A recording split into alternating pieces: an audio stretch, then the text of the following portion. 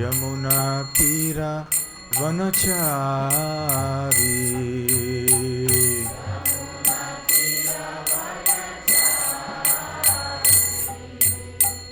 यमुना तीरा वनचारी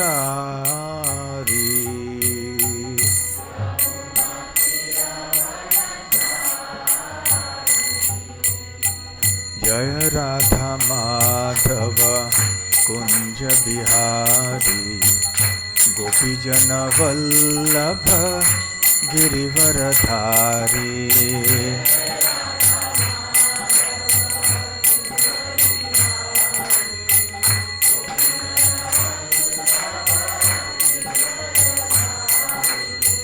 जय राधा माधव कुंज बिहारी गोपीजन वल्लभ गिरिवरधारी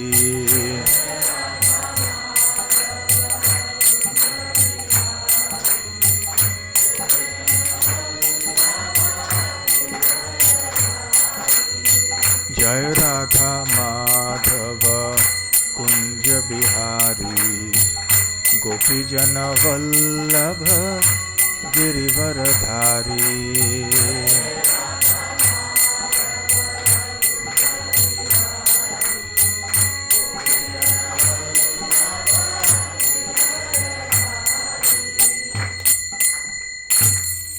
जय ओम विष्णुपाद परमहंस परिव्राजकाचार्य अष्टोत्तर शत हिज डिवाइन ग्रेस अभय चरणारविंद भक्ति वेदांत स्वामी श्रील प्रभुपाद की जय। अनंत कोटि वैष्णव वृंद की जय। श्री श्री राधा गोकुलानंद की जय। श्री श्री गौरनिताय की जय। श्री श्री जगन्नाथ बलदेव सुभद्रा मई की जय। ग्रंथराज श्रीमद्भागवतम की जय। निताय गौर प्रेमानंदे समवेत भक्त वृंद की जय। समवेत भक्त वृंद की जय। समवेत भक्त वृंद की जय। श्री श्री गुरु गौरांग की जय। ओम नमो भगवते वासुदेवाय। ओम नमो भगवते वासुदेवाय। ओम नमो भगवते वासुदेवाय। नारायणं नमस्कृत्य नरं चैव नरोत्तमं देवीं सरस्वतीं व्यासं ततो जयमुदीरयेत्। नष्टप्रायेष्वभद्रेषु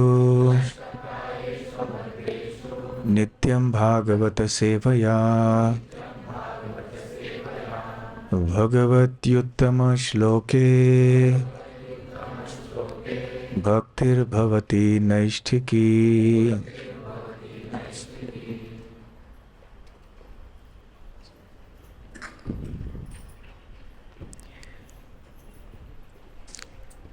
ग्रंथराज श्रीमद् भागवतम 10वां स्कंध अध्याय संख्या 58। श्री कृष्ण का 5 राजकुमारियों से विवाह। श्लोक संख्या 31।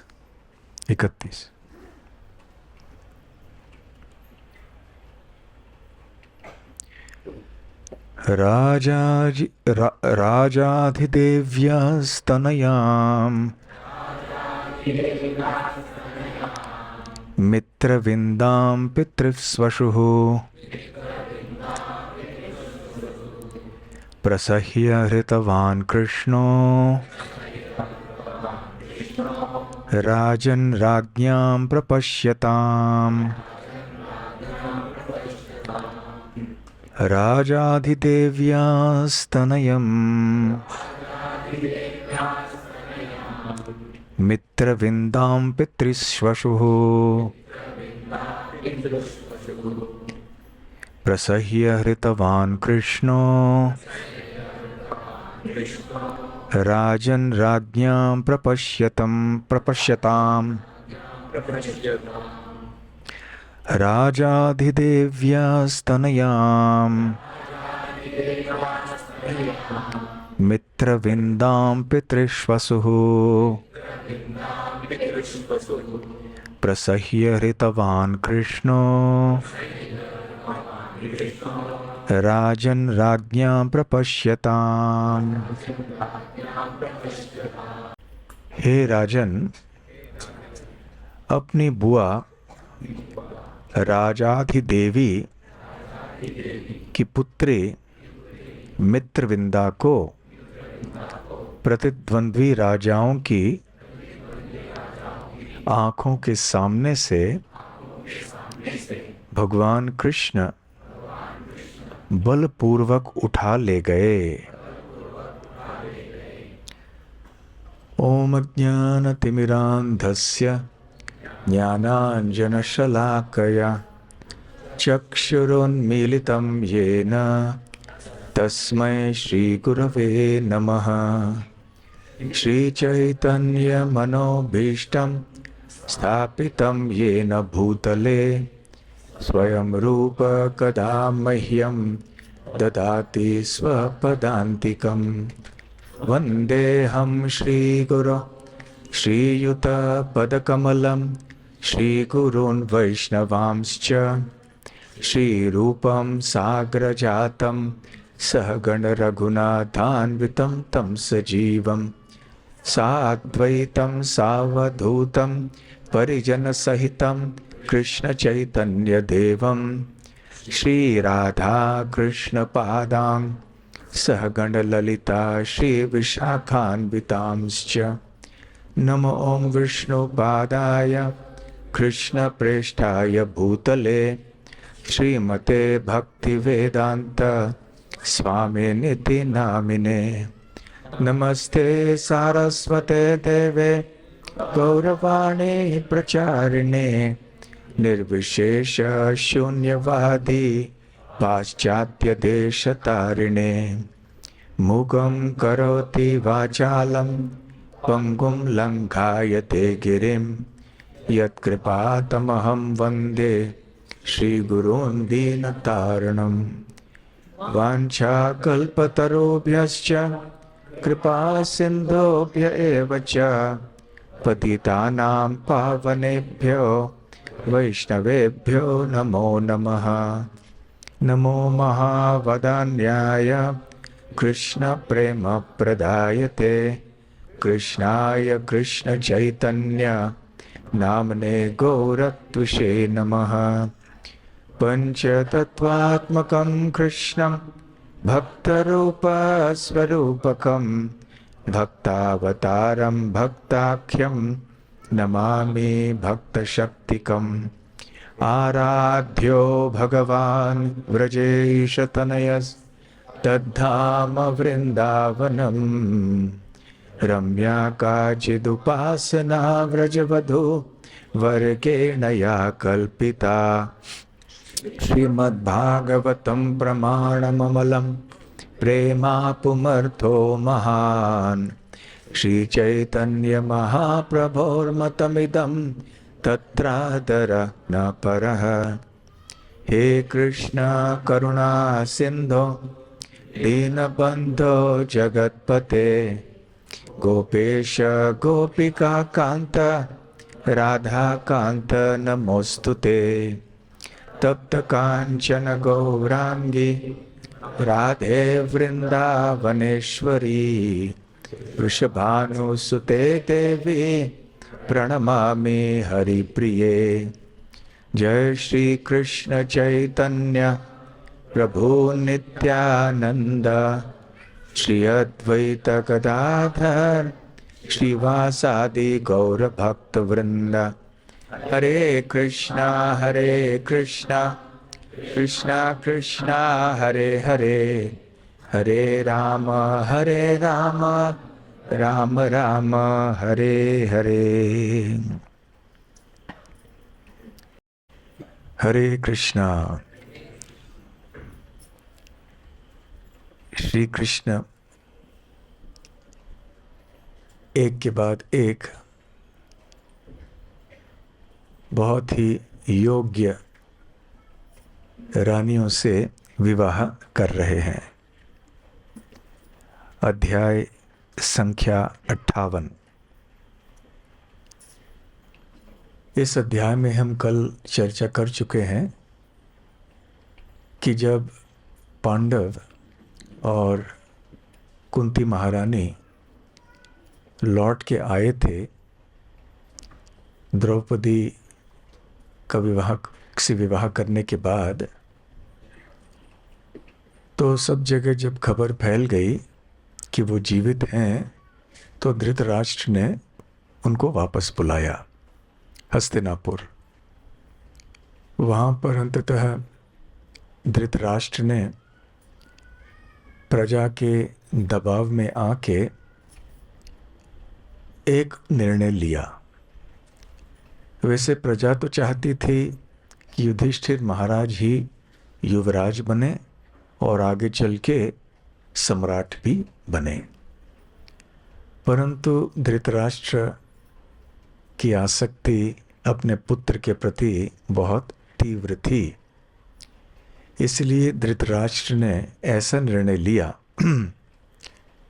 कि हस्तिनापुर के राजा दुर्योधन रहेंगे, परंतु खांडव प्रस्थ नाम का स्थान ये पांडवों को दिया जाए। वो बंजर भूमि थी, कुछ था नहीं वहाँ पर, फिर भी पांडव गण वहाँ गए। बहुत ही ऐश्वर्यवान और अद्भुत एक राजधानी की स्थापना उन्होंने की वहाँ पर। तो जी ये सब हो गया, और जब श्री कृष्ण और बलराम को यहाँ खबर पहुँची द्वारका में, तो श्री कृष्ण निकल पड़े। वहाँ पे बड़े हर्षोल्लास से पांडवों का संग किया, या पांडवों ने भगवान का संग किया, प्रेम का आदान प्रदान हुआ। श्री कृष्ण कुंती महारानी से भी मिले, एक बहुत स्नेहपूर्ण मिलन था भगवान श्री कृष्ण का उनके भक्तों के संग में। फिर वहाँ युधिष्ठिर महाराज के निवेदन पर श्री कृष्ण थोड़े समय के लिए वहाँ पर रहे। एक बार अर्जुन अपने रथ पे सवार होकर श्री कृष्ण को साथ में लेकर वन में गए थे शिकार हेतु, और शिकार के बाद यमुना के तट पे ऐसे ही आराम करने के लिए जब बैठे थे, तो उन्होंने एक तपस्विनी युवती को देखा। श्री कृष्ण के निवेदन पर अर्जुन ने जाके उनका परिचय पूछा। तब ये पता चला कि ये सूर्य देव की पुत्री कालिंदी हैं, जो तप कर रही हैं श्री कृष्ण या श्री विष्णु से विवाह करने के लिए। तो अर्जुन ने जाके श्री कृष्ण को ये खबर दे दी। अपने रथ में ही श्री कृष्ण कालिंदी को लेकर युधिष्ठिर महाराज के पास गए, और थोड़े समय बाद फिर वहाँ पर विवाह कालिंदी देवी और श्री कृष्ण का हुआ, जब वो लौट के आए थे द्वारका। तो इस प्रकार से भगवान श्री कृष्ण के चौथे रानी का विवाह हुआ। पहले 3 थे, रुक्मिणी देवी, जाम्बवती देवी, सत्यभामा देवी, और इस अध्याय में 5 रानियों का उल्लेख है, जिसमें कि कालिंदी देवी पहली है। और आज के श्लोक में हम और एक रानी के बारे में पढ़ रहे हैं, जिनका नाम है मित्रविंदा। इस श्लोक में बताया गया है कि उनकी माँ का नाम था राजाधिदेवी। पिता का नाम यहाँ नहीं है, परंतु पिता का नाम था जयसेन या जयदेव, और उनके 2 भाई थे। इसके पहले श्लोक में शुकदेव गोस्वामी ये कहते हैं कि मित्रविंदा के पिता अवंती के राजा थे, और उन्होंने अपना राज्य सौंप दिया था उनके 2 पुत्रों को, विंध्य और अनुविंध्य, ये दोनों दुर्योधन के मित्र थे, दुर्योधन के पक्ष में थे। इसलिए वो चाहते थे कि मित्रविंदा का विवाह श्री कृष्ण से न हो। जब स्वयंवर का समय आया तो उन्होंने आदेश अपने बहन से किया कि नहीं, तुम श्री कृष्ण को नहीं चुनोगी। फिर भी श्री कृष्ण और बलराम वहाँ पर आए। श्री कृष्ण ने, जैसा कि श्लोक में वर्णन है, मित्रविंदा को जीत लिया और जो राजा थे उनकी आंखों के सामने से ही वो मित्रविंदा को उठाकर ले गए और उनसे विवाह किया। बस मित्रविंदा के विवाह के बारे में केवल ये 2 ही श्लोक हैं इस 10वें स्कंद में। आगे चल के जब सारे रानियों की पुत्रों की बात आएगी, फिर से मित्रविंदा के 10 पुत्रों का उल्लेख पाया जाएगा अनेक अध्यायों के बाद। परंतु यहाँ इस अध्याय में श्री कृष्ण के 5वीं रानी से किस प्रकार उनकी विवाह हुई, किस प्रकार से वो जीत गए उनका हाथ, बस इतना ही वर्णन यहाँ पर है। इसके बाद अब बात आती है, फोन बंद कर दीजिए, किसका फोन चल रहा है। हाँ, तो अब छठे रानी का समय है।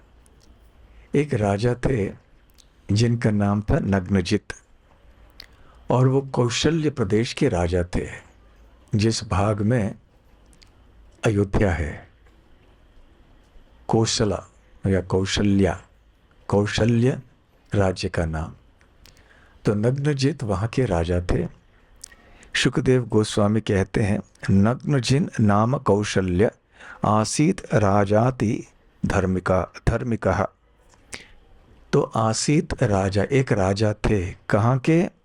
कौशल्य, अर्थात कौशल्य राज्य का नाम था। नग्नजित नाम, उनका नाम नग्नजित था। और ये राजा कैसे थे? अति धार्मिक, बहुत ही धार्मिक राजा थे, धर्मपरायण राजा थे। तस्य सत्याभवत कन्या, सत्या अभवत कन्या, तो उनकी एक कन्या थी जिनका नाम था सत्या।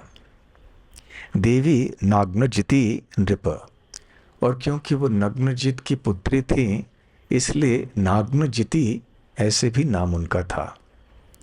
तो श्री कृष्ण की जो छठी रानी बनने वाली थी, उनके 2 नाम थे, सत्या और नाग्नजिति। तो बहुत सुंदर थी। तो जब स्वयंवर का समय आया, स्वाभाविक है कि अनेक जो राजकुमार थे, राजा थे, वो सत्या से विवाह करना चाहते थे। और नग्नजित ये जानते थे, नग्नजित ये जानते थे कि बहुत सारे लोग आने वाले हैं, इसलिए उन्होंने एक ऐसे शर्त रखा था, एक ऐसे प्रतियोगिता का आयोजन उन्होंने किया था कि जो व्यक्ति इस प्रतियोगिता में सफल होगा, जो इस कार्य को कर बैठेगा, बस वही सत्या के हाथ के लिए योग्य होगा। तो ये शर्त क्या था, ये प्रतियोगिता क्या थी? 7 बैल थे, बड़े भयंकर सांड हुए होंगे, तो वृषभ, और ऐसे 7 तीक्ष्ण सींग वाले सांड थे उनके पास। तीक्ष्ण श्रृंगान दुर्धशान, अर्थात जिनको वश में करना अति कठिन था। वीर्य गंधा सहान खलान, और ये इतने आक्रामक थे और नियंत्रण करना इनको इतना मुश्किल था, इतने क्रोधी थे कि जो क्षत्रिय कोई योद्धा वगैरह आते तो उनके गंध मात्र से वो उसको सहन नहीं कर सकते थे। तो कोई भी योद्धा उनके पास में नहीं जा सकता था। जैसे कोई पास में गया तो ऐसे भयंकर क्रोध व्यक्त करते थे कि कोई भी उनके पास में भी नहीं जा सकता था। तो हमारे भक्तों को गोकुल धाम में बहुत अनुभव है सांडों के व्यवहार से, उनके क्रोध से। जब आपस में ये लड़ाई करने लगते हैं तो बस उनको रोकना बहुत मुश्किल हो जाता है, और इतने शक्तिशाली होते हैं और उनका शरीर बहुत बड़ा होता है, तो आपस में लड़ाई करते हैं तो कोई बीच में भी नहीं जा सकता। तो ये तो ऐसे द्वापर युग के अंत के सांड थे। तो हमारे गोकुल धाम में सांड जो अभी जो हैं, वो तो इनके सामने तो बस बहुत ही आज्ञाकारी बालक के समान है। परंतु ये जो 7 सांड थे महाराज नग्नजित के पास, तो ये बहुत ही आक्रामक थे। तो जब भगवान श्री कृष्ण ने सुना कि ऐसे सत्या का स्वयंवर हो रहा है, और सत्या के गुणों के बारे में भी श्री कृष्ण सुन चुके थे, तो अपनी सेना को लेकर वो कौशल्य पहुंच गए। जैसे ही कौशल राजा नग्नजित ने उनको देखा तो बड़े प्रसन्नता से आके उन्होंने श्री कृष्ण का स्वागत किया और उनकी आराधना की। उनको एक ऊंचा स्थान दिया बैठने के लिए, बहुत ही आदर से और सम्मान से उनके साथ बर्ताव किया और उनकी स्तुति की। वैसे ये सारे राजा, जैसे कि नग्नजित और उनकी पुत्री भी, ये भली भांति जानते थे कि श्री कृष्ण परम सत्य भगवान हैं। और जब राजा नग्नजित की पुत्री सत्या ने देखा कि श्री कृष्ण आए हैं, तो वे जान गए कि ये रमापति हैं। रमा अर्थात महालक्ष्मी। ये महालक्ष्मी के पिता या पति ये भगवान विष्णु या कृष्ण हैं। भूयात अयम में पति है, ये मेरे पति बन जाएं, ऐसे उन्होंने मन ही मन में प्रार्थना की। आशीषो अनलह करो तो सत्या यदि में धृतो व्रतः। तो यदि मैंने इतने व्रत तप इत्यादि आज तक किए हों, तो मेरा निवेदन है कि जो पवित्र अग्नि है वो मेरे इन व्रतों को सार्थक करे। कोई भी व्रत का, किसी भी व्रत का पालन हम करते हैं, कोई भी तपस्या हम करते हैं, जो भी कार्य हम करते हैं, उनका अंतिम उद्देश्य होना चाहिए श्री कृष्ण की प्राप्ति, श्री कृष्ण को प्रसन्न करना। यदि हमने हमारे तपस्या के द्वारा श्री कृष्ण को प्रसन्न नहीं किया तो ऐसी तपस्या व्यर्थ है। आराधितो यदि हरिम तपसा ततः किम, नाराधितो यदि हरि तपसा ततः किम। यदि हमारे तपस्या के द्वारा हम श्री कृष्ण को नहीं प्रसन्न कर सके तो क्या लाभ ऐसी तपस्या का? ऐसी तपस्या की आवश्यकता नहीं है। और यदि हमने भगवान श्री कृष्ण की आराधना की और उनको प्रसन्न किया तो फिर तपस्या की क्या आवश्यकता है?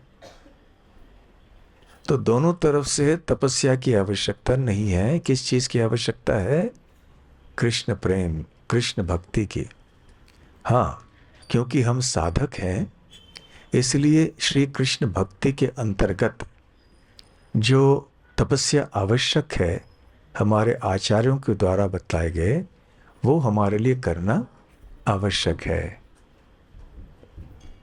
क्या चाहिए आपको?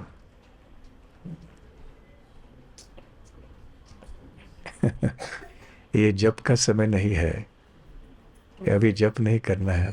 हाँ, सुनाई नहीं देता उनको। अच्छा ठीक है, अच्छा ठीक है, कम से कम सत्संग में आए हैं, बहुत अच्छी बात है। ठीक है, तो उनको जरा आराम से बिठाइए, उनका ख्याल रखिए। वैसे कई भक्तों के संग हैं जिसमें सारे भक्तों को सुनाई नहीं देता, तो वो अपनी भाषा में बात करते हैं इशारों से। तो महामंत्र के लिए भी उनकी एक भाषा है, ऐसे फिर ऐसे कुछ है, मैं भूल गया वो क्या है। ऐसे करके वो अपनी भाषा में बात करते हैं। तो हम प्रवचन देते थे तो ये उनकी भाषा में उनको समझाते थे, उनको पता चलता था। तो क्या खैर तो वो कहने तो तपस्या की क्या आवश्यकता है? जो हमारे भक्ति के अंतर्गत जो तपस्या आचार्यों ने हमें विशेष करके श्रील प्रभुपाद जी ने हमें बतलाए हुए हैं वही हमें करने हैं। और फिर कहने लगी सत्या देवी, दो चीजें कहने लगी। एक कि श्री कृष्ण का स्थान क्या है, कि उनके चरण कमल भी बहुत बड़े बड़े हस्ती जो हैं वो अपने सर पे रखते हैं। यद पाद पंकज रजह शिरसा बिभर्ती, जिनके पाद पंकज अर्थात चरण कमल, रजह जिनके चरण धूली, शिरसा बिभर्ती जो अपने सर पे रखते हैं। तो कौन ऐसे व्यक्ति हैं जो श्री कृष्ण के चरण कमलों की धूली को अपने सर पे ग्रहण करते हैं? श्री ही लक्ष्मी देवी। अब्जजह, अब्ज अर्थात कमल, जह अर्थात जन्म लेना। तो कमल पुष्प के ऊपर कौन जन्म लेते हैं? ब्रह्मा जी। तो ब्रह्मा जी का और एक नाम है अब्जह, अब्ज जह। दूसरे हैं गिरीशः, शिव जी। लोकपालय ही, जो विभिन्न लोकों के अधिष्ठाता देव होते हैं। तो ये सारे जो बड़े बड़े व्यक्ति हैं ये तो कोई साधारण लोग नहीं हैं। ये सारे के सारे अपने सर पे श्री कृष्ण के चरण धूलि को स्वीकार करते हैं। ऐसे सत्या देवी श्री कृष्ण का गुणगान कर रही हैं। और दूसरी बात कहती हैं कि लीला तनु स्वकृत सेतु परिप्सया यह, वो कहते हैं कि स्वकृत सेतु, सेतु का अर्थ यहाँ है, सेतु आप जानते हैं ना अर्थ क्या होता है? सेतु अर्थात एक पुल होता है। परंतु सेतु शब्द का और एक तात्पर्य है, जो धर्म के नियम होते हैं उसको भी सेतु कहते हैं कभी, क्योंकि ये भी इन नियमों का पालन करने से हम भवसागर को पार करके भगवान के धाम में जा सकेंगे। तो स्वकृत सेतु, तो भगवान श्री कृष्ण ने स्वयं इस धर्म की स्थापना की है। धर्मम तो साक्षात भगवत प्रणीतम।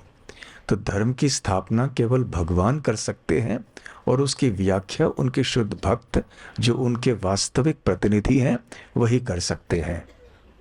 तो ये कोई आविष्कार की बात नहीं है, कोई मानसिक चिंतन से कोई नए नियमों को उत्पन्न करने की बात नहीं है।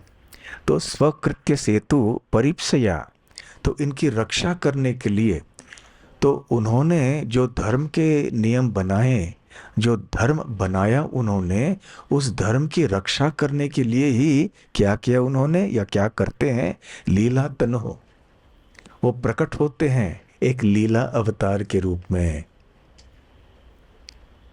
तो भगवान श्री कृष्ण के अवतार लेने के पीछे एक कारण यहाँ सत्या देवी कह रही हैं। तो कब वो भगवान, स भगवान मम केन तुष्येत, तो वही भगवान मुझ पर कब प्रसन्न होंगे, ऐसे सत्या देवी अपने मन ही मन में कह रही थी। उधर नग्नजित राजा भी स्तुति करने लगे भगवान श्री कृष्ण के। नारायण जगतपते आत्मानंदेन पूर्णस्य करवाणी किम अल्पकः। हे नारायण, हे जगतपति, हे आत्म आनंदेन पूर्णस्य। आत्म आनंदेन पूर्णस्य मतलब अर्थात कि आप अपने ही आनंद में पूर्ण हैं। दूसरे शब्दों में आपको आनंद की खोज बाहर करने की आवश्यकता नहीं पड़ती है। तो ये महत्वपूर्ण बात है, क्योंकि श्री कृष्ण के बाहर कुछ है ही नहीं, सब कुछ श्री कृष्ण के अंदर है। कोई भी वस्तु श्री कृष्ण से अलग, स्वतंत्र या बाहर नहीं है। इसलिए जब श्री कृष्ण कोई भी कार्य करते हैं तो अपने शक्तियों के साथ ही करते हैं। जैसे कि अभी श्री कृष्ण ने इतने रानियों के साथ विवाह किया और अनेकों के साथ करना है। तो हम सब जानते हैं कि द्वारका में उनके विवाह 16,108 रानियों से हुआ। तो कई बार लोगों के लिए ये एक निंदा का विषय बन जाता है कि अरे किस तरह के भगवान है ये, 16,108 पत्नियों के साथ रहते हैं। तो वास्तव में श्री प्रभुपाद बताते हैं ये सबूत है कि वो भगवान है। 16,108 रानियों के साथ उन्होंने विवाह किया, ये कोई साधारण आदमी या असाधारण आदमी भी कर सकता है? और जैसे कि आगे चल के आने वाले अध्यायों में नारद मुनि स्वयं देखने वाले हैं, जैसे कि कहते अपने आंखों से, कि कैसे श्री कृष्ण प्रत्येक रानी को एक एक महल में रखते थे और वो उनके साथ में उपस्थित रहते थे।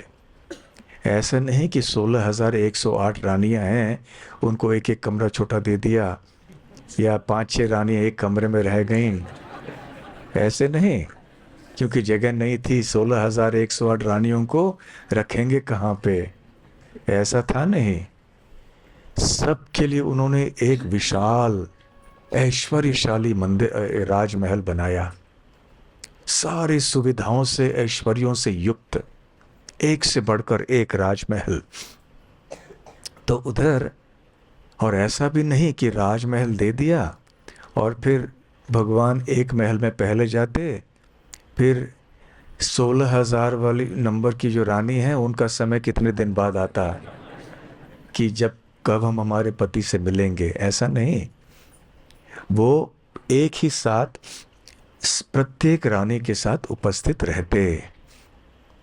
ये उनकी अद्भुत शक्ति है, योग माया शक्ति है, जिसके कारण कोई भी, किसी भी ऐसे रानी को नहीं लगा कि श्री कृष्ण मेरे साथ में नहीं है, किसी को ऐसा नहीं लगा कि वो दूसरे रानी के साथ में है।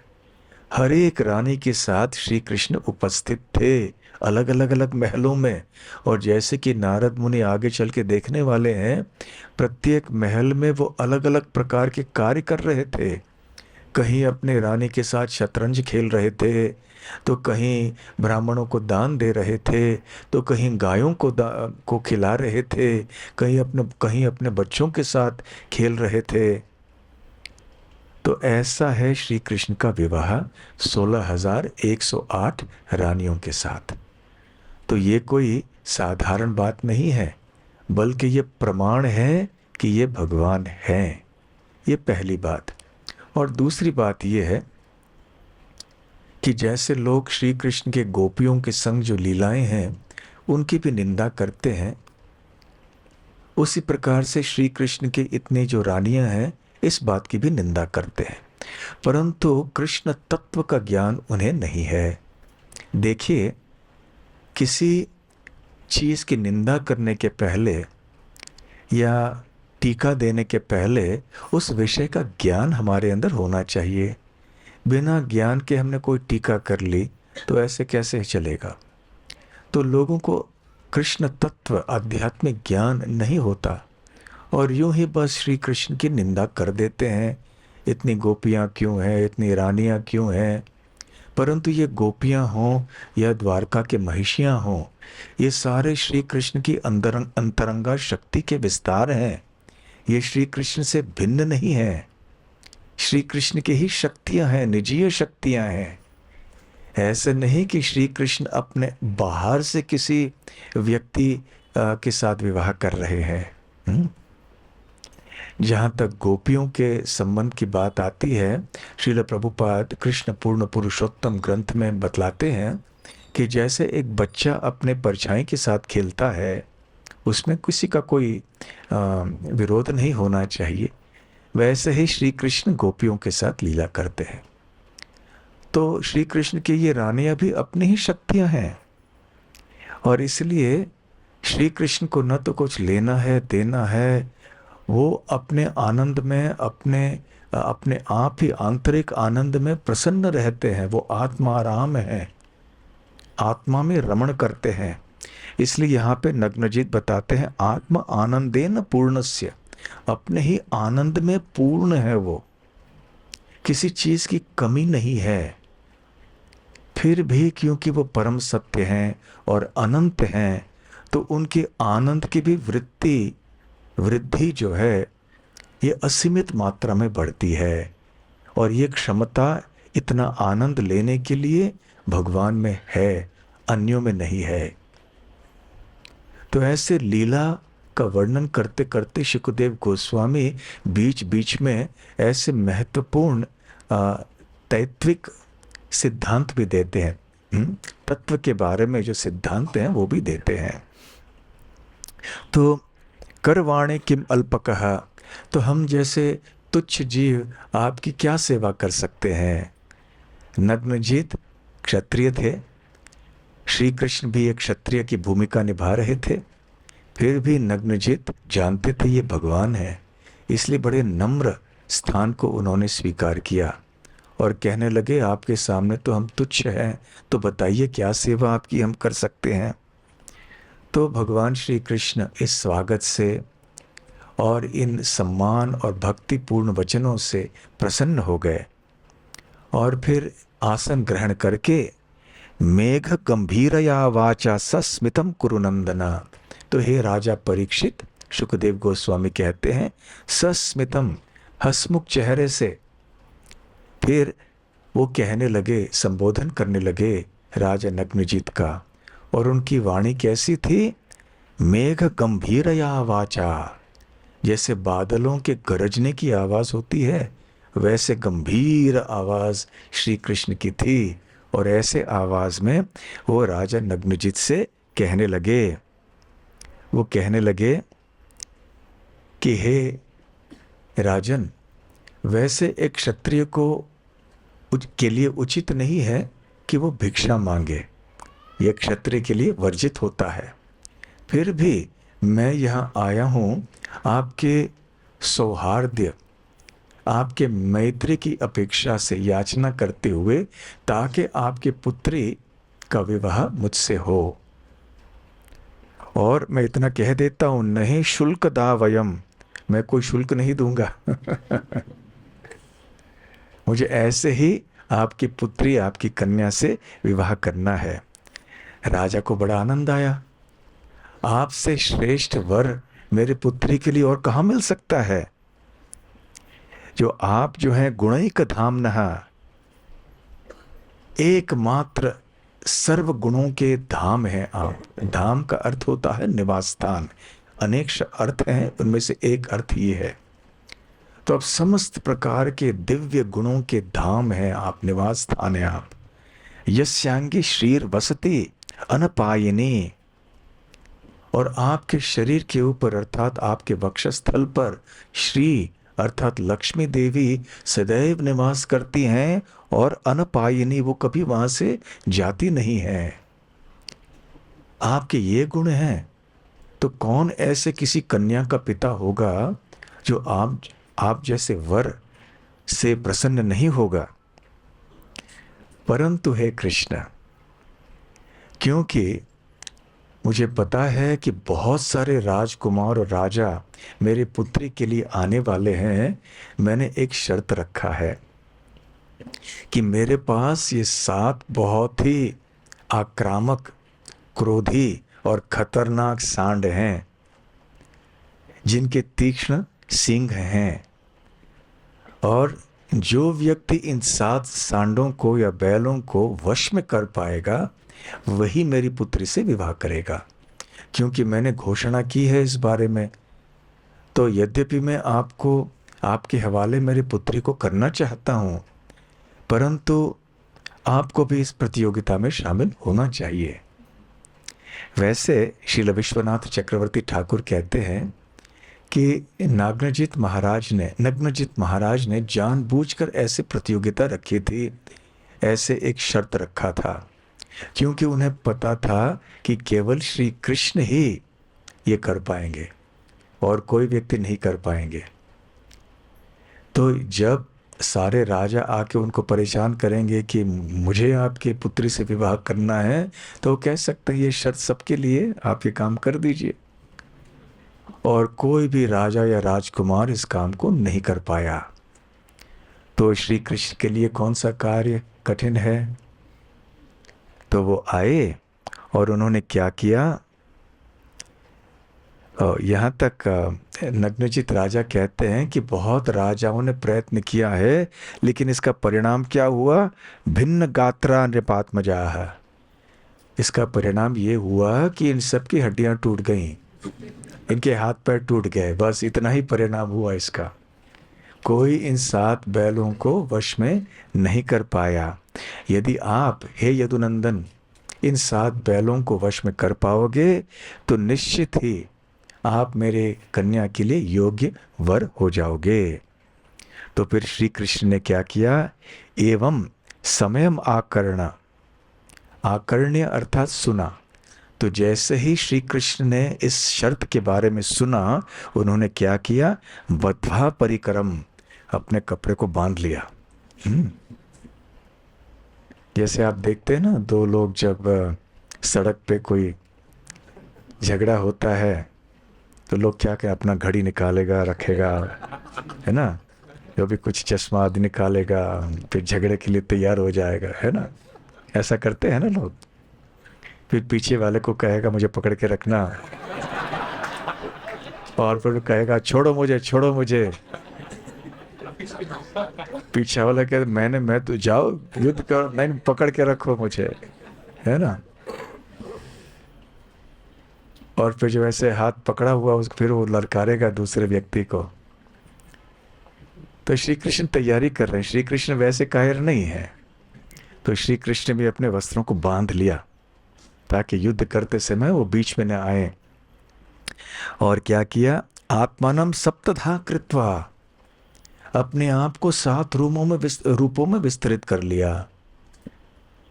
श्री कृष्ण ने अपने आप को द्वारका में 16,108 रूपों में विस्तृत किया है।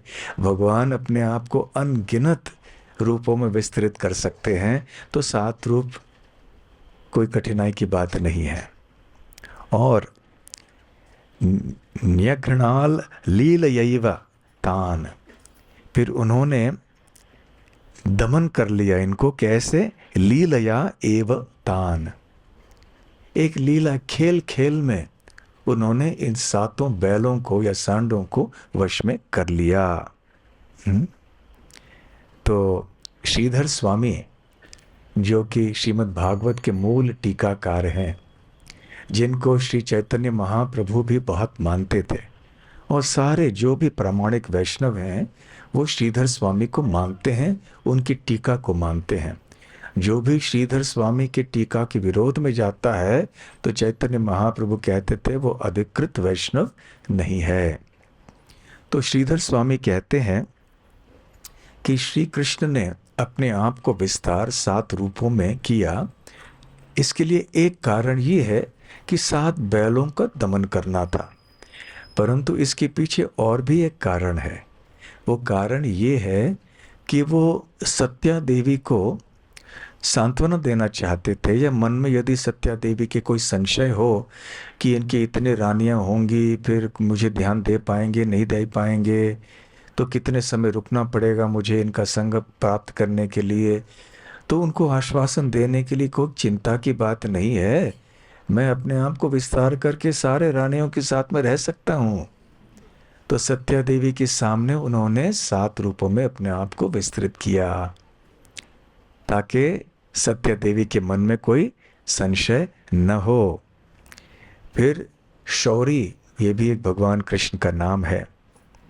तो भगवान शौरी या कृष्ण ने आसानी से इन बैलों को दमन करके गिरफ्तार कर लिया, और उनका जो घमंड है, अहंकार है, और उनकी जो शक्ति है बैलों की, उसको उन्होंने समाप्त कर दिया, भंग कर दिया।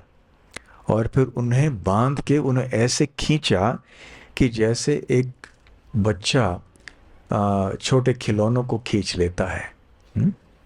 बच्चे जैसे छोटे से खिलौने, लकड़ी के खिलौने का घोड़ा हो, कुछ हो, उसको रस्सी से बांध के खींच लेते हैं बड़े आसानी से। तो ठीक उसी प्रकार से श्री कृष्ण ने भी ऐसे इन बड़े बलवान और खतरनाक बैलों को ऐसे खींच लिया, और फिर विधिवत उन्होंने स्वीकार किया नग्नजित राजा की पुत्री को, जिनका नाम था सत्या। और जो राजा की रानियां थी, अर्थात नग्नजित राजा की रानियां थी, राजपत्न्यश्च दुहितुः कृष्णम लब्ध्वा प्रियम पतिम। तो राजपत्न्यः, जो राजा के पत्नियों ने जब देखा कि दुहितः, दुहितुः अर्थात पुत्री उनकी, कृष्णम लब्ध्वा प्रियम पतिम, कि कृष्ण को उनकी पुत्री ने प्राप्त किया है प्रिय पति के रूप में, ले भिरे, उनको अनुभव हुआ। क्या अनुभव हुआ? परमानंदम।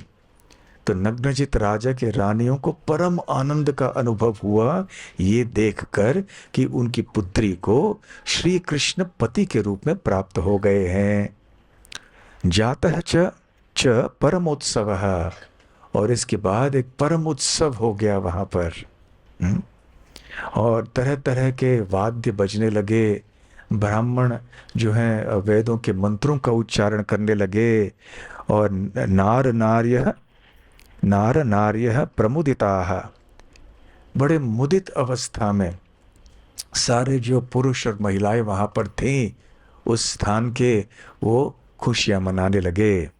इस प्रकार से श्री कृष्ण ने सत्या को पाया, को प्राप्त किया। नग्नजित राजा ने बहुत बड़ा दहेज दिया, वो हम नहीं सुनाएंगे, आप सब घबरा जाएंगे आपकी कोई पुत्री हो विवाह के लिए तो, परंतु हाँ, ये सब कलयुग में संभव नहीं है, ये अलग बात है। तो हजारों गाय, हजारों हाथी, हजारों रथ और कितने सारे सेविकाएं साथ में, और अन्य धन इत्यादि वो सब दे दिया। और फिर राजा कौशल के राजा नग्नजित का हृदय स्नेह प्रक्लिन्न हृदय, स्नेह के कारण उनका हृदय पिघल गया, और फिर विदा दिया उन्होंने अपने पुत्री का श्री कृष्ण के साथ में। उधर ये सारे कौशल के जो निवासी थे वो तो बहुत प्रसन्न थे श्री कृष्ण के विवाह के कारण, परंतु जो प्रतिद्वंद्वी अन्य राजा आए थे वो खुश नहीं थे। बीच रास्ते में ही उन्होंने श्री कृष्ण को रोका और युद्ध करना चाहा। उधर अर्जुन आदि भी श्री कृष्ण के साथ में आए हैं।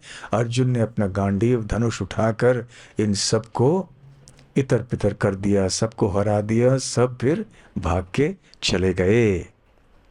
इस प्रकार से देवकी सुत श्री कृष्ण उस दहेज को लेकर और साथ साथ सत्या को भी लेकर द्वारका में आ गए। इसके बाद शुकदेव गोस्वामी सातवें रानी का वर्णन करते हैं। इस रानी का नाम था भद्रा। और भद्रा के बारे में ऐसे कहते हैं शुकदेव गोस्वामी कि वो कई राज्य की राजकुमारी थी और श्री कृष्ण के बुआ श्रुतकीर्ति की पुत्री थी।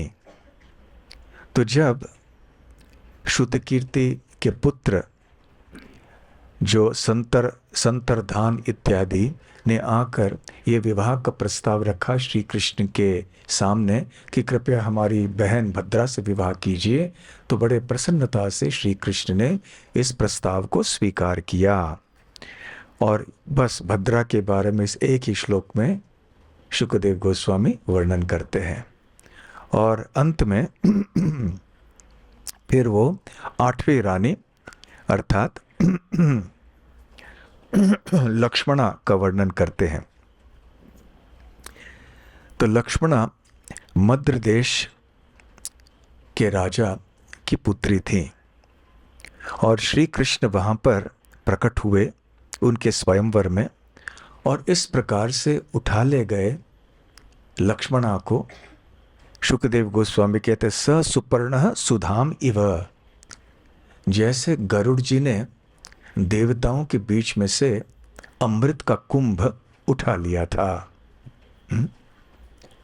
तो अभी जिस प्रकार से श्री कृष्ण ने लक्ष्मणा को वहां से उठा लिया, इसको जानने के लिए ये जो उपमा दी गई है गरुड़ जी की, उसको थोड़ा संक्षेप में जाने तो अच्छा रहेगा।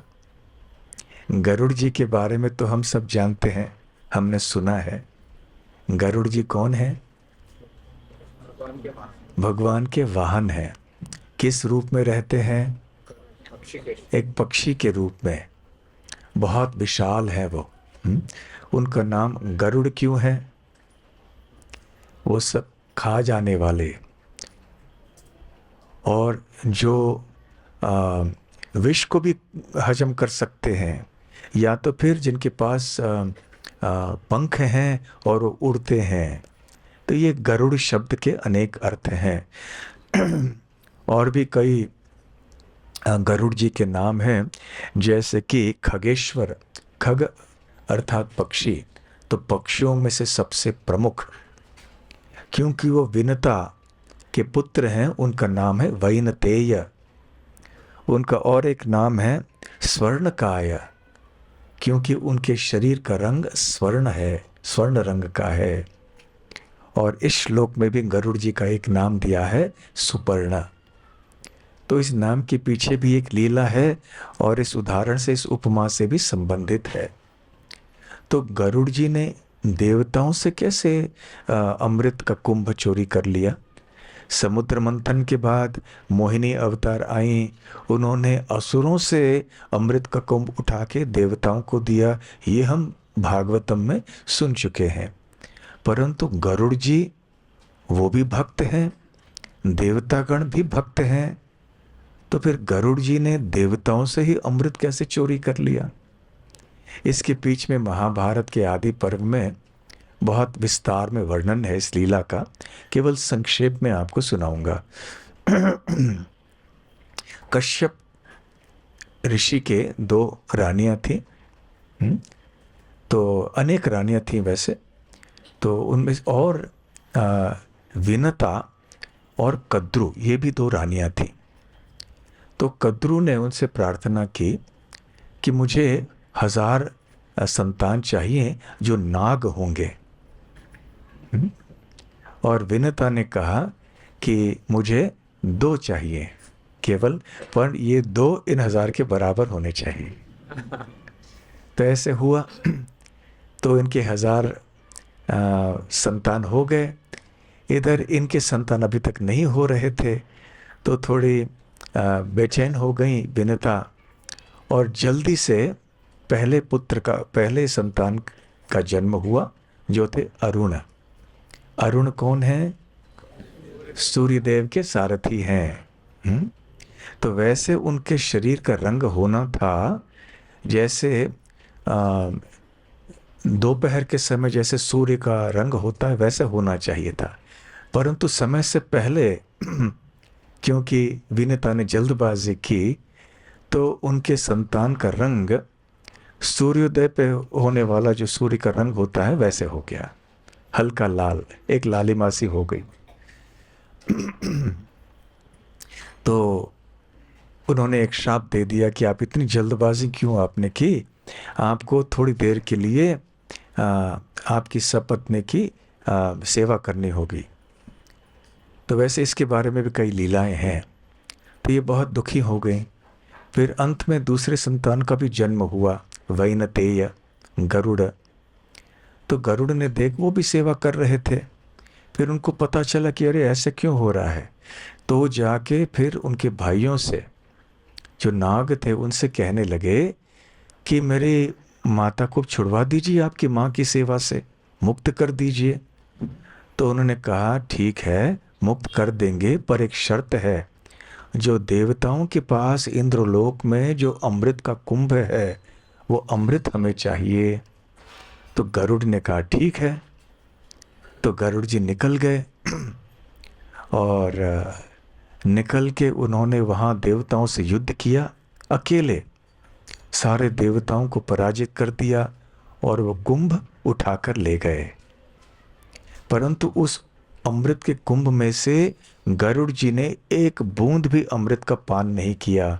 ये देखकर भगवान विष्णु बड़े प्रसन्न हो गए, और उस समय उनके सुंदर पंख भी हुए। तो उन्होंने, गरुड़ जी ने पूछा मुझे कोई वरदान दीजिए। भगवान विष्णु ने उनसे पूछा कि कोई वरदान मांग दीजिए। तो गरुड़ जी ने कहा मुझे अमृतत्व दीजिए। तो भगवान ने कहा ठीक है, क्योंकि भगवान ही हैं जो अमृत तत्व दे सकते हैं, मृत्यु से पार भगवान ही कर सकते हैं। और दूसरा वरदान उन्होंने मांगा कि मैं ऐसा स्थान चाहता हूं जो आपके ऊपर हो। तो भगवान विष्णु ने सोचा कि ऐसा क्या हो सकता है, तो उन्होंने कहा ठीक है, जब मैं चलूँगा तो मेरे ध्वज के ऊपर आपका चिन्ह रहेगा। तो इसलिए गरुड़ ध्वज, भगवान जब कहीं चलते हैं तो उनके ध्वज में गरुड़ का चिन्ह होता है।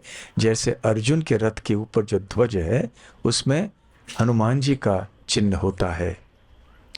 और साथ साथ आपने देखा होगा कि मंदिरों में गरुड़ स्तंभ रहता है, जैसे कि जगन्नाथ मंदिर में है, बल्कि सारे विष्णु मंदिरों में, पुराने मंदिरों में ऐसे देखा जाता है। तो गरुड़ जी को भगवान से भी ऊंचा स्थान है। फिर गरुड़ जी ने भगवान से पूछा, आप कुछ मांग लीजिए मुझसे। तो भगवान विष्णु ने कहा ठीक है, मेरा वाहन बन जाओ। तो गरुड़ जी ने कहा ठीक है। तो जब वाहन बन गए और एक बार उड़ रहे थे, तो हुआ ये कि जब अमृत का कुंभ लेने के लिए इंद्र आदि से वो युद्ध कर रहे थे, इंद्र ने अपना वज्र आदि फेंक दिया गरुड़ के ऊपर। बहुत शक्तिशाली अस्त्र है ये। और आपको याद होगा श्रीमद् भागवतम की एक कथा से कि जब असुरों का वध करना था तो देवगण दधीचि ऋषि के पास आए थे कि आपके हड्डियों से हम एक अस्त्र बनाना चाहते हैं, तो आपकी हड्डियां हमें दे दीजिए, अर्थात अपना शरीर दे दीजिए, अर्थात आपकी मृत्यु हो जाए। दधीचि ऋषि ने कहा, यदि मेरा शरीर किसी के काम में न आए तो क्या लाभ है? मेरे शरीर को पाकर यदि आपका भला होगा तो फिर वही सही। और आप देवगण हैं, आप सब भगवान के भक्त हैं, तो ले लीजिए मेरे शरीर को। तो उन हड्डियों से ये वज्रास्त्र बना, जिसका सामना करने की क्षमता किसी में भी नहीं थी। परंतु गरुड़ जी तो किसी में भी की श्रेणी में नहीं आते हैं।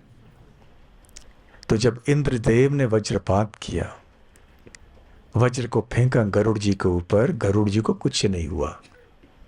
तो गरुड़ जी ने इंद्रदेव से कहा कि देखिए, ये वज्रास्त्र दधीचि ऋषि के हड्डियों से बना है, तो मैं दधीचि ऋषि का सम्मान करता हूँ और इंद्रदेव आपका भी सम्मान करता हूँ।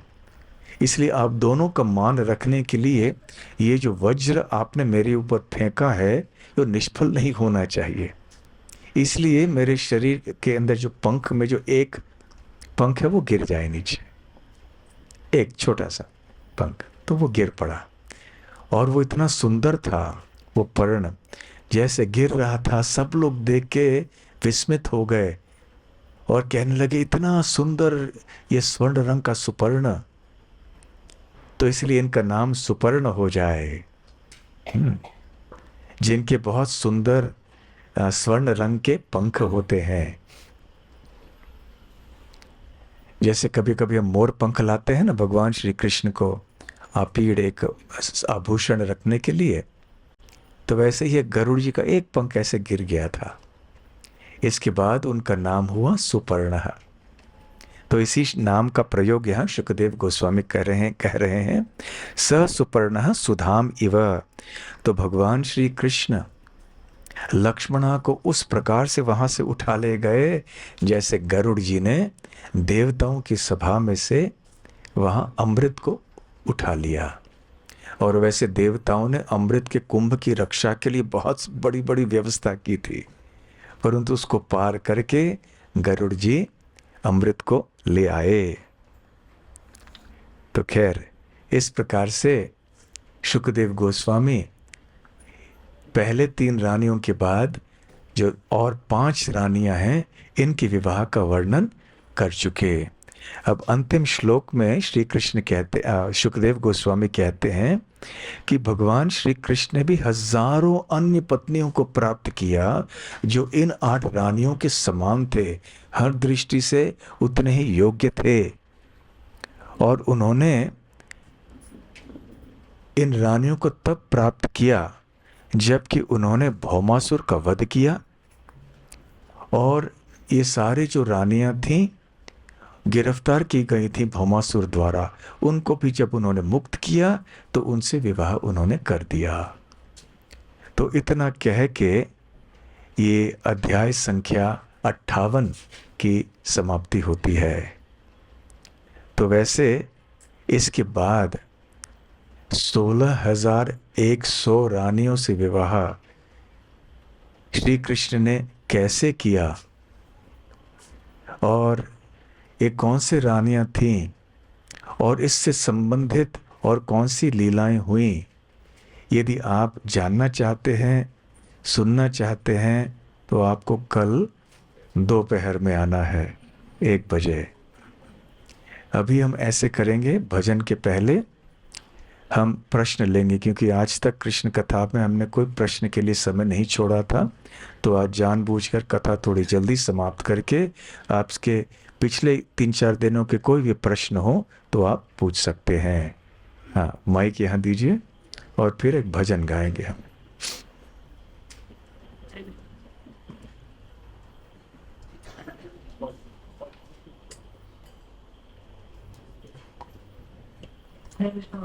हरे कृष्णा। वाले कॉन्टेस्ट में वो डाउट था कि अगर इनको अक्रूर जी और को क्रोध आया तो खुद से ही मर्डर कर देते उसका, तो धर्मा को क्यों स्टेज किया उसका? तो और दूसरा ये था कि ठीक है, पहले एक एक करके करेंगे। पहला प्रश्न, तो अक्रूर और कृतवर्म को इतना क्रोध था सत्राजित के ऊपर कि उन्होंने श्री कृष्ण के बारे में ऐसे गलत बात, अफवाहें फैलाई, तो उन्होंने स्वयं क्यों नहीं हत्या कर ली सत्राजित की? शतधन्वा को क्यों आगे रखा? वैसे वहाँ जाके वो कहते हैं, आचार्यगण ऐसे टीका करते हैं कि अक्रूर और कृतवर्मा कह रहे थे शतधन्वा से कि भी हमारे अंदर उतना साहस नहीं है, आप साहसी हो तो आप जाके आगे ये हत्या कर लो, क्योंकि आगे अक्रूर और कृतवर्मा को अन्य सेवाएं करनी थी, पहली बात। दूसरी बात, क्योंकि सत्राजित सत्यभामा के पिता हैं। यदि अक्रूर और कृतवर्मा राजा सत्राजित की हत्या करते तो फिर श्री कृष्ण निश्चित ही उनकी हत्या करते, जैसे कि उन्होंने शतधन्वा की हत्या कर ली।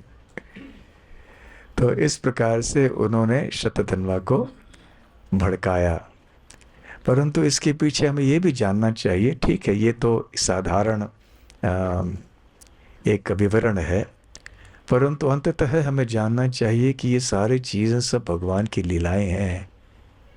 ठीक है, इसके उत्तर तो दे दिए, परंतु अंततोगत्वा ये सारे भगवान की लीला भगवान स्वयं अपनी योग माया शक्ति के द्वारा आयोजित करते हैं।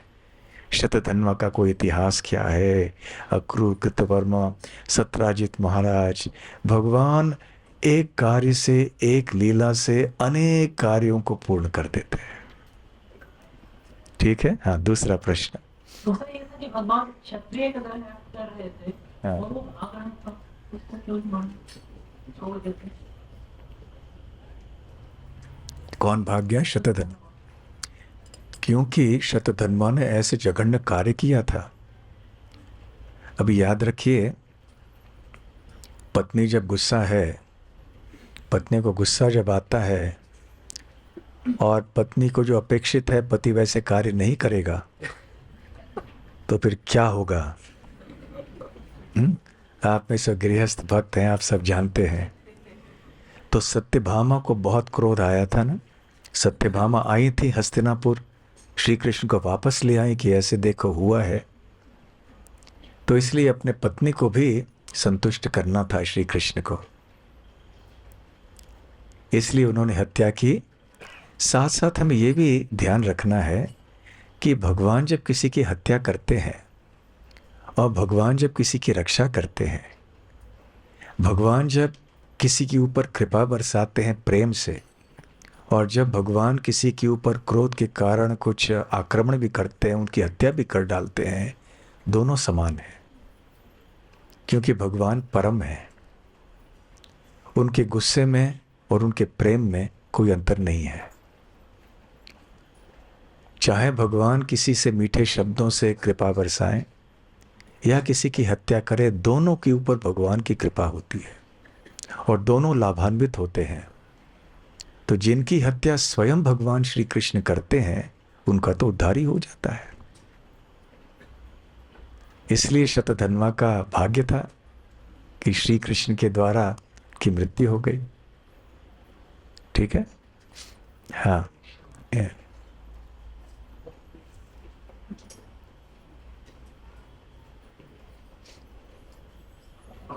हरे कृष्ण।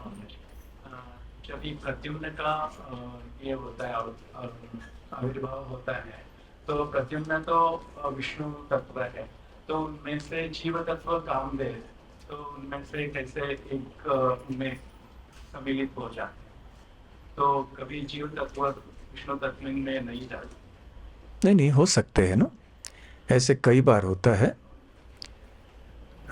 जैसे मैंने पहले कहा, जीव तत्व जैसे नंद महाराज हैं, यशोदा माता हैं, वो जीव तत्व नहीं है हमारी तरह से, उनकी श्रेणी कुछ अलग ही है। और जैसे आप आगे पढ़ोगे, वसुदेव देवकी और नंद महाराज, यशोदा मई, द्रोण और धरा, सुतपा और प्रश्नी, ये सब प्रविष्ट हो जाते हैं। ठीक है, और उस भाव का, उस रस का आस्वादन उनके माध्यम से करते हैं। तो ये अक्सर देखा जाता है। ऐसे तो शास्त्रों में अनेक अनेक ऐसे उदाहरण हैं। ठीक है, जाम्बुवन है, वो तो सत्य युग से थे, तो जब ये जाम्बुवती तो दोपहर में आते हैं, तो उधर का इधर ऐसा, और उनका बालक बेटा छोटा था, बोलते ऐसा ही है। अब है, अभी हम क्या करें, वो कोई साधारण नहीं है। ये बालक ना जाम्बवान साधारण है, ना उनका कोई बालक साधारण है। अरे हाँ, वो मार डालना चाहता था। उसने सोचा ये मेरा आगे चल के शत्रु बनेगा, इसलिए बचपन में ही मार डालना अच्छा है। जैसे कंस ने किया ना, जितने भी पुत्र हो रहे थे देवकी को, उसने सोचा आगे चल के इनमें से कौन मेरी मृत्यु करेगा पता नहीं, इसलिए बचपन में ही मार डालो इनको। तो इसी भाव से शंबर ने ऐसे उसको पानी में डाल के मारने का प्रयास किया। ठीक है, अंतिम प्रश्न। हाँ हाँ, तो भगवान ने कालिया मर्दन तक की थी, तो वहाँ पे कदम का एक ही पेड़ भी था, और गुरु ने वहाँ पे कुंभ रखा था, ऐसे ही कथा तो सुनाता हूँ। सही है कि ये युग में वहाँ तक अब कभी नहीं लौटे। हाँ, गरुड़ जी के बारे में बहुत कुछ कहना है। गरुड़ जी इतने विशेष भक्त हैं। हाँ, उन्होंने कुंभ रखा था, इसलिए वो एक पेड़ जीवित था, ऐसे भी बताया जाता है। ठीक है, अभी समय हो गया। ठीक है, अंतिम प्रश्न। अच्छा, यहाँ भी करना। ठीक है, एक दो प्रश्न लेंगे। हाँ, पूछिए। भगवान लीलाएं करते हैं, हाँ, तो क्योंकि भक्तों को आनंद लेने के लिए करते हैं, इसलिए उसमें वो स्वयं भी आनंद लेते हैं। अगर वो जैसे स्वयं भी उसमें आनंद लेते हैं, तो भगवान को तो रिजल्ट सब पता ही रहता है कि इस लीला में क्या होना है। तो क्या वास्तव में वो आप गृहस्थ हो ना, आपके पुत्र हैं, अभी बड़े हो गए। कभी ऐसे समय था जब बच्चे बहुत छोटे थे, तभी कुश्ती की क्या उनके साथ उस समय? की ना? जीता कौन? कौन जीता? बच्चे जीत गए। आपको पता था कि जीत उनकी होनी है? पता था ना? फिर भी आनंद आया ना? क्यों आया?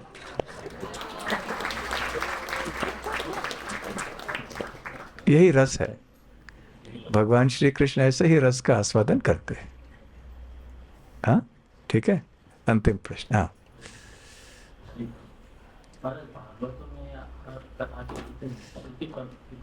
श्रुति, हाँ हाँ, मैंने कथा सुनने के बाद ये हम्म। जैसे स्वर्ग प्राप्ति हो रहा है, धन प्राप्ति हो रहा है, इसका पर्पस है एक्चुअली उसको मिलता है क्या?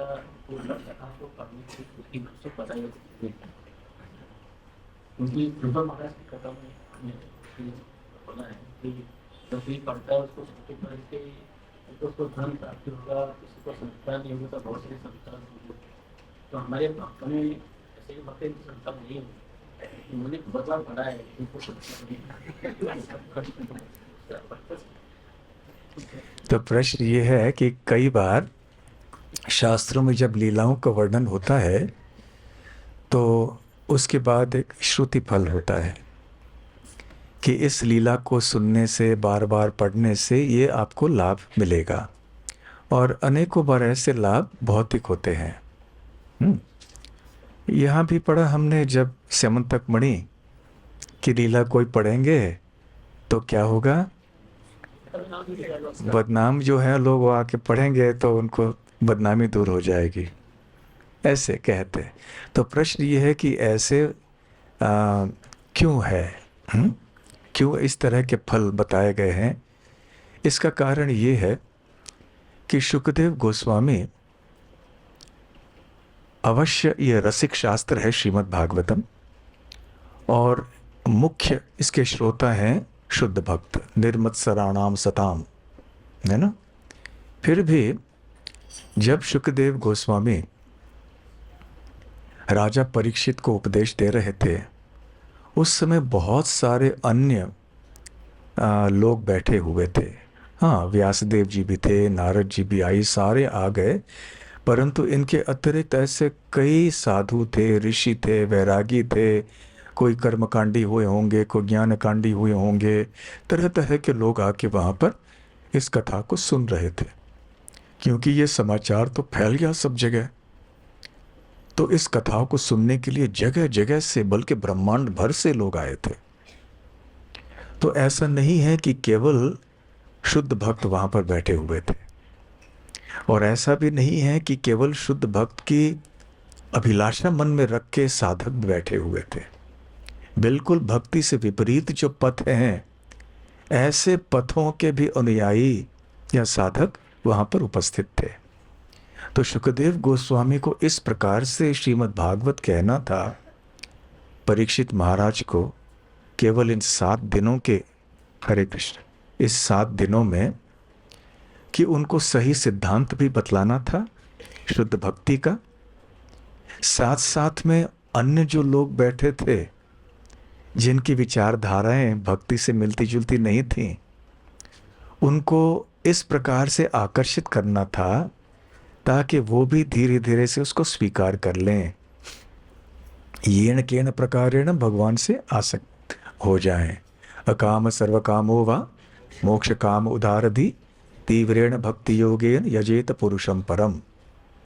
तो चाहे कोई भी व्यक्ति भौतिक इच्छा के कारण भगवान के पास आए, मुक्त अवस्था में होकर भी आए, या भगवान को शुद्ध भक्ति की दृष्टि से सेवा करने हेतु भी आए, जो भी श्री कृष्ण के पास आएगा वो शुद्ध हो जाएगा। तो इस दृष्टि से जब श्रोतागण को देखा शुकदेव गोस्वामी ने, उन्होंने सोचा कि ये सब फिर बताना आवश्यक है, और आगे चल के भी ऐसे कई लोग होंगे जो भागवत सुनाएंगे। और ऐसा नहीं है कि सारे लोग यहाँ केवल शुद्ध भक्ति, शुद्ध भक्त के अवस्था में स्थित हैं। तो इसलिए लोग जुड़ जाएंगे और जुड़ के भागवतम सुनेंगे, और भागवतम सुन के उनका हृदय शुद्ध हो जाएगा। इसलिए ऐसे लोगों के लिए ये श्रुति फल कभी कभी बताया जाता है। जो शुद्ध भक्ति चाहते हैं और आशा करते हैं कि हम सब यहाँ पर शुद्ध भक्ति चाहते हैं, इसलिए हम यहाँ आए हैं, हमें इन चीज़ों से अधिक कोई लेना देना नहीं है। हम सुन लेते हैं। हम भागवतम की कथा इसलिए नहीं सुनते हैं ताकि हमें कुछ भौतिक लाभ मिले। हम इन कथाओं को इसलिए सुनते हैं कि हमारे हृदय में श्री कृष्ण के प्रति आकर्षण और प्रेम बढ़ जाए, बस। ठीक है। हरे कृष्णा। चलिए अभी एक भजन गाते एक ठीक है। और एक अंतिम प्रश्न। हरे कृष्णा। हमने सुना कि भगवान ने कालिंदी से शादी करी थी हाँ और आपने बताया था कि बलराम जी की गोपियां अलग होती है। हाँ। तो फिर हमने एक फर्स्ट टाइम सुना था कि जब बलराम जी ने कालिंदी को बोला ये नहीं आई तो उन्होंने फाड़ दिया। तो ऐसा कैसे जाना कि बलराम जी को? ये विस्तार है ना, सब विस्तारों की लीला है। यमुना देवी की विस्तार हैं कालिंदी महीना में जो द्वारका में आई, ये विस्तार हैं। और ये भी बलराम जी की लीला है। यमुना जी का स्थान वृंदावन की लीला में बहुत महत्वपूर्ण है। कालिंदी का स्थान है वृंदावन द्वारका में। कालिंदी देवी जो महारानी है वो यमुना देवी के विस्तार है, तो उनकी सेवा है द्वारका में। और मूल यमुना देवी व्रज में निवास करती हैं सदैव। ठीक है। हरे कृष्ण।